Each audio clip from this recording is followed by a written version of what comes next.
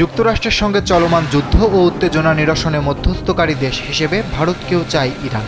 কারণ দিল্লি বিশ্বস্ত, কার্যকর ও ইতিবাচক ভূমিকা পালন করবে বলে মনে করে দেশটি। নয়াদিল্লিতে নিযুক্ত ইরানি রাষ্ট্রদূত মোহাম্মদ ফাতাহি সাংবাদিকদের এ তথ্য জানিয়েছেন। ভারতে ইরানের দূতাবাসে আয়োজিত এক মিট দ্য প্রেস অনুষ্ঠানে ফাতাহি বলেন, যুক্তরাষ্ট্র, ইসরায়েল ও ইরানের সঙ্গে ভারতের দীর্ঘদিনের কৌশলগত ও ঐতিহাসিক সম্পর্ক রয়েছে। তাই বর্তমান সংঘাতে সংলাপের পথ তৈরি করতে ভারত ইতিবাচক ভূমিকা রাখতে সক্ষম বলে তাদের বিশ্বাস। তিনি আরও বলেন, ভারত দক্ষিণ বিশ্বের একটি বড় শক্তি এবং ভারতের পররাষ্ট্রনীতি ভারসাম্যপূর্ণ। জীবন অবাক না করলে কে করবে? 28% মিল্ক ফ্যাটের অবাক করার সাথে ফ্রেশ মিল্ক পাউডার। জীবন অবাক করুক প্রতিদিন। উত্তেজনা হ্রাস করে সংলাপ ও কূটনীতিকে অগ্রাধিকার দেওয়ার ক্ষেত্রে বৈশ্বিক রাজনীতিতে ভারতের স্বতন্ত্র অবস্থান আছে বলেও জানান ফাতাহি। এর আগে গেল 28 ফেব্রুয়ারি থেকে শুরু হয়েছে ইরান যুক্তরাষ্ট্র ইসরায়েল যুদ্ধ।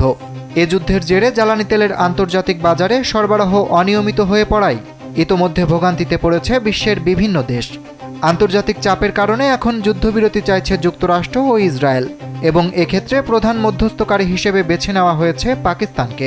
যুদ্ধবিরতির জন্য ইসলামাবাদের মাধ্যমে তেহরানকে 15টি পয়েন্ট বিশিষ্ট একটি প্রস্তাবনা পাঠিয়েছেন ট্রাম্প। সেই প্রস্তাব নিয়ে যখন আলোচনা চলছে, সে সময়ে যুদ্ধের অন্যতম মধ্যস্থকারী হিসেবে পাকিস্তানের প্রধান প্রতিদ্বন্দ্বী ভারতকে চাইছে ইরান।